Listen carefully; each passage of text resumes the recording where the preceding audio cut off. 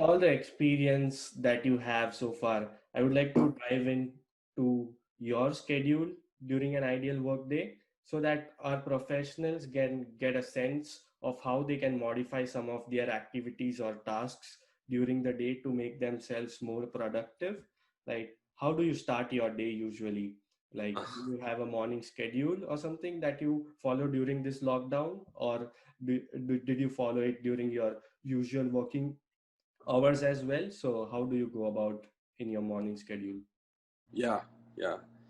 Uh, so I learned very quickly after we started this working from home, and that was what prompted me to actually write an article on LinkedIn. Like I've always had an LinkedIn for like 7 years, and then I wrote an article because I felt that was so profound.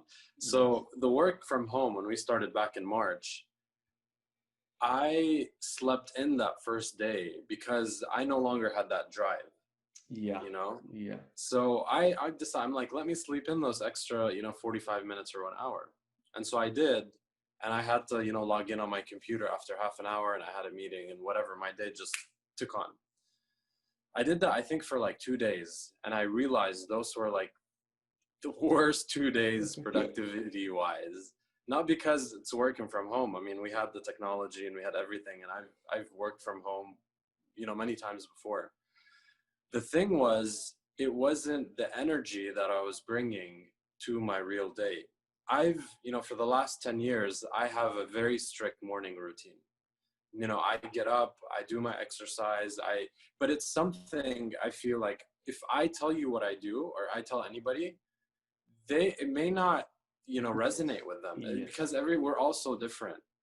But Yes. what I'll tell you is that what's a must is that you figure out what your morning routine is. Yes. Yes. But I'll keep it general, so I won't go Yes. into the specifics. But Yes. here are really like basically the three musts I feel when you're getting up in the morning. When you wake up, and I mean, if we can start, we would actually start from the night before, because the way that you wake up is actually how you slept on the night before. So we could even start there, but let's just stick to that morning routine. When somebody wakes up in the morning, their cortisol levels are the highest. And that is a huge reason why we feel the way we do in the morning. We feel, heavy, we feel sluggish, we feel whatever. That's just natural. That's what it's supposed to be. And throughout the day, it will decline, right? That's just the natural tank. And the best way to kind of divert that is to do some exercise. When you move around, now you're taking that and now you're making it less. You're moving this engine, and you're gonna automatically feel good. There's nobody ever in history, probably, I don't know, I'm totally making this up, that ever did some sort of exercise and then thought afterward, I wish I didn't exercise. I feel terrible right now. Yeah. Nobody's ever felt that or said that. Okay. But it's very hard to do initially. I mean, it's inertia. I mean, Yes. it's inertia. Plus, you got a whole tank load of cortisol. But once you get moving, and I'm not talking about go crazy and do, high intensity training. I'm talking about do something as simple as, walking around your block. I'm talking about, if you want to do a light jog. I'm talking about maybe some dynamic stretching. I have a trampoline because some days I can't even go out of the house. Right. So I'll just Yes. stand on a trampoline. I'm half asleep, and then I'll just like bounce. And then my bounces eventually get bigger, and then I feel more alive. And then I'm doing, whatever on my trampoline. It helps me. And then I feel like now I'm awake. So the Yes. first thing that I suggest is to really get moving in the morning. Yes. And I don't even want to call that exercise. I just want to call that part of waking up. When I'm doing, a coaching session, I can actually, I still don't tell them what to do. I mean, that's not what a coach does. Yes. But just again, to figure out what it is that works best for them. So, but one of the things that I have them at least try out is this thing that I call waking out. So instead of waking up and just like, you wake up and you go outside, and you do some sort of movement. I'm not calling it exercise.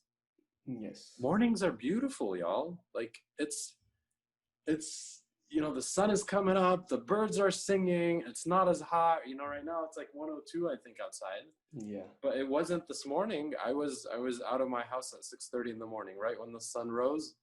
I was out there, and I went and got some exercise with my friend. So that's, for me, that's a Saturday. I can call that exercise. But during the regular days, again, I want to wake up. But if I do my exercise, then I do my exercise because I figured out what works for me. Yes. I've been trying to get it, and it's like your secret recipe. Yes. And you try this and you taste it, and it's like, yeah, I need to add more of whatever. Yeah. And then you try, and it's like, that's a little better. Let me add this thing to it. Yeah. And that process is ongoing. Yes. I'm always working to refine and make my morning better, because I was telling my friend that I worked out with this morning, I'm like, I swear there's nothing small, nothing medium that will make me upset or that will ruin my day if I have a morning like that, if I have this ideal morning, because I've basically done what I need to do.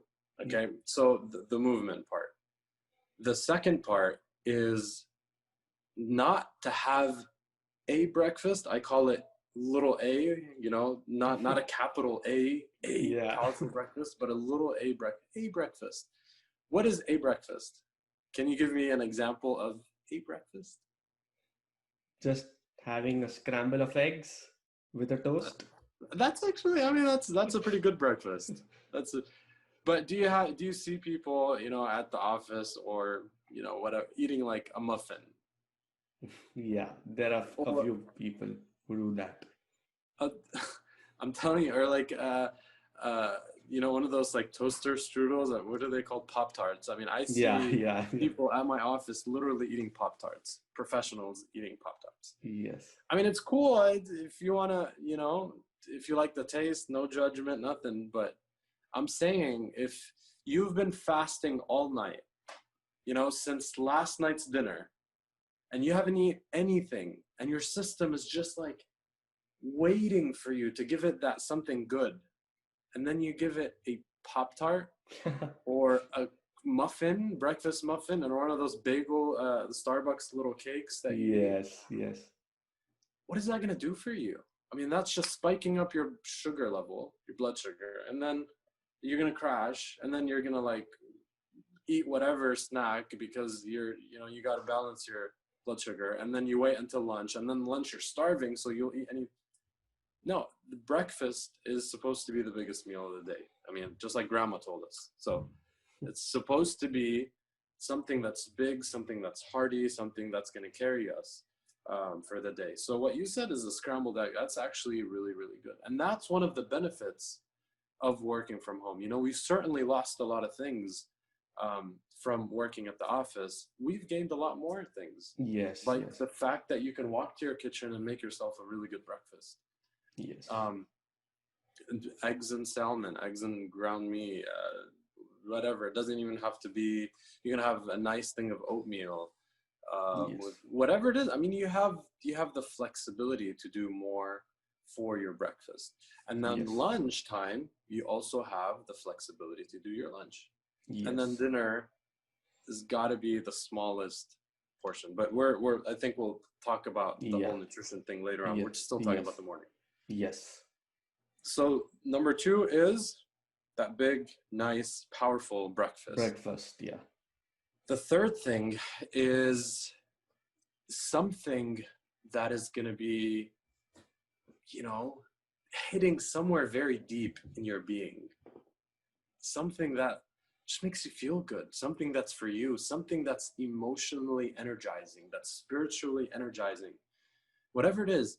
Because for the next 10 hours, you're going to do everything not for you. For the project, for the client, for the manager, for your team. For the next 10 hours. So wake up, do something for you that's going to recharge you. emotionally, spiritually, whatever it is. I mean, for some people it's prayer, for some people it's meditation, other people it's music, for somebody it's just literally walking outside and getting some sun. That's recharging for them. So when we do these three things, I mean, we're moving, we're having a good breakfast, and then we're doing something for us before we get to that desk. I mean, that's, you have a full tank at that point. You got a good Yes. night's rest. That's a movement. You feel good. Yes. You had some breakfast, water, hydrate, make sure, you know, because again, you're fasting for the last 10 hours. You need water. And then you did something for you. You took care of Yes. you. When was, is that like, right? Yeah. We gotta take care of us. Yeah. So the usual travel time which you had, like for 30 or 45 minutes. So it would be a good method to utilize those 30 to 45 minutes for the three activities that you just suggested. It will boost Yeah. your day activities which you are going to work on for the next 8 to 10 hours. Yeah. And even if we go back to the office, it's okay to, you know, wake up a little bit earlier so you can Yes. get that, you can fit that in. Because I promise you, those things here will make up for, you know, the 45 minutes of sleep. I mean, that's a Okay. promise.